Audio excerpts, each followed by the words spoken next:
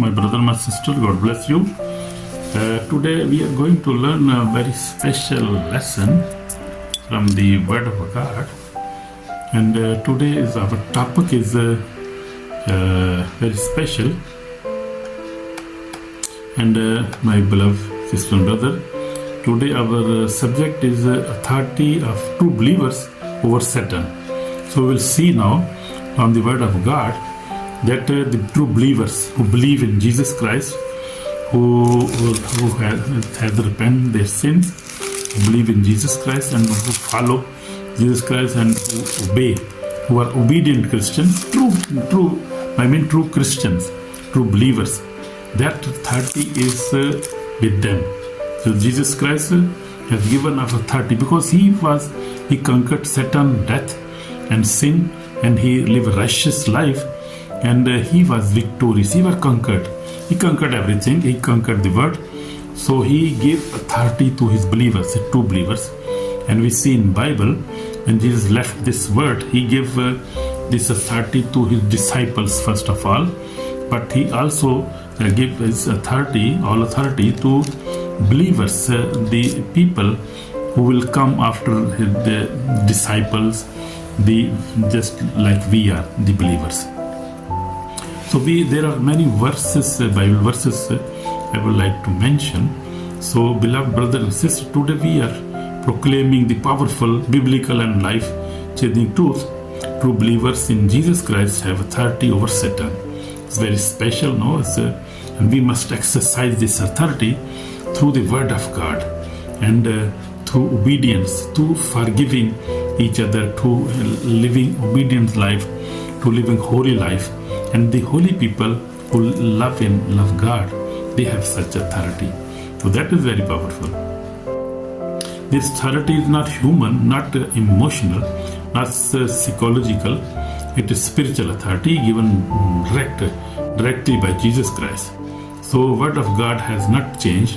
Jesus Christ is alive and still speaks today. The Bible clearly declares, Hebrew chapter 13:8 says, Jesus Christ is same yesterday, today and forever. You believe this? If you believe this, then you have this authority, because this authority is true believers who believe in Holy Spirit, who believe in the miracles, who believe in whatever is written in the Bible, and whatever Jesus was doing 2000 years back. He was doing miracles. Now today he is doing also these such miracles by the Spirit of God, by the Word of God and by the Spirit of God. He is doing the same because he is in spirit now. In those days, 2000 years back, he was alive and he was physically present in the Word, but now he is present, but he is in the Spirit. He is present by his Spirit. Remain by the Holy Spirit. He is with us. So this authority is with us.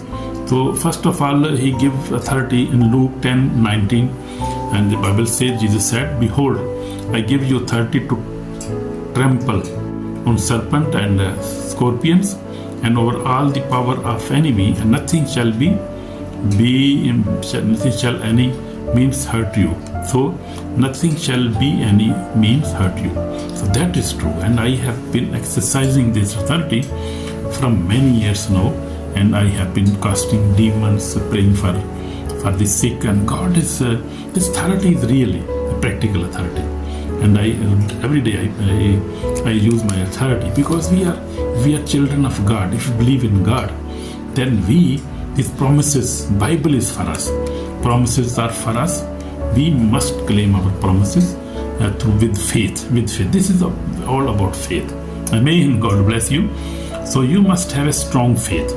You must be obedient, you must be forgiving, you must always have a repentant heart, my brother, my sister. Then you can exercise this authority, and this is true authority. I tell you, all the apostles were practicing these authorities, and nowadays, many churches are practicing this authority. In India, you see in Kerala Church, many other churches in Punjab, also you see in Australia, in Europe. All believers who believe in Jesus Christ, this is not the matter of the place, but matter of belief. And the people who believe in Jesus Christ with their heart, even in Europe, also in America, many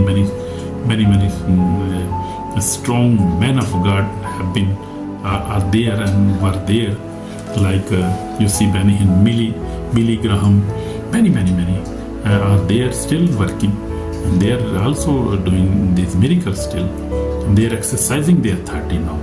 So we need this authority more than back, but because this is the end time now, and the attack is very much on believers now. So we have this authority. So first of all, I told you Luke 10:19. Then we have also Mark 16:7. Jesus said, "And these signs will follow those who believe. In my name they will cast out demons. They will speak with new tongues." So you can see this in Mark 16:17. You can read yourself. Luke 10:19. You can read yourself. Also James 4:7 says, "Therefore submit to God, resist the devil, and he will flee from you." This is true, and this is practical. I am doing every day.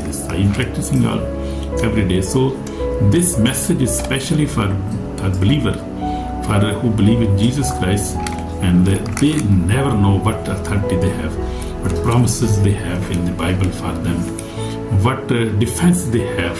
They are always under attack and don't know what to do. They must read Bible and must practice these verses with belief. Believe me, this will work. This will work. Amen. God bless you. So we have also 30 promise in the Old Testament. We have also 13. If you see Psalm 91, verse 13 and 16, and you shall tramp upon the lion and the cobra, the young lion and the serpent. You shall and you shall trample underfoot. So you see, because he has sent his love upon me, therefore I will deliver him. I will set him on high, because he has known my name. So he shall come upon me. He shall call upon me, and I will answer him. He will be with him in trouble. I will deliver him and honor him, not with long life, and I shall satisfy him and show him my salvation. I was reading Psalm 91 from verse 13 to 16. Just I read it. So this authority we have, and we have the strong word of God, holy word of God, which is this word of God is really powerful and alive word of God. This is not an old book, or you say this is just old book. No. This is true and alive and practical, and these believers are exercising this authority. Even the devil knows this is the true word of God, and this is the authority that the believers have. So he really flee away when you exercise this authority. So what is spiritual authority? Authority is the delegated power. When a believer is submitted to God, living in repentance, walking in holiness, faithful in prayer and word, so as I told you in the beginning, so Satan has no legal right over the believers. So that is true. Remember always this. Authority does not work with compromise. Submission comes before resistance. So if we live a compromise, if we live a sinful life, we drink alcohol and we do fornication and we lie and we fight each other and don't forgive our wife, our husband and our father, our parents, ourselves. We never forgive, then this 30 will not work. So, but if you will use this 30, devil will resist you more, and you cannot defend that as the resistance, because you are living a sinful life. You cannot exercise this.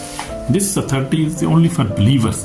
As I told you, when a believer is submitted to God, understand that, living a repentance life, walking in holiness, faithful in prayer and the word. And he's reading Bible every day. He's faithful and he's walking in holiness.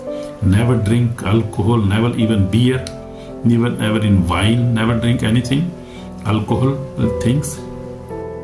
And he live in holiness.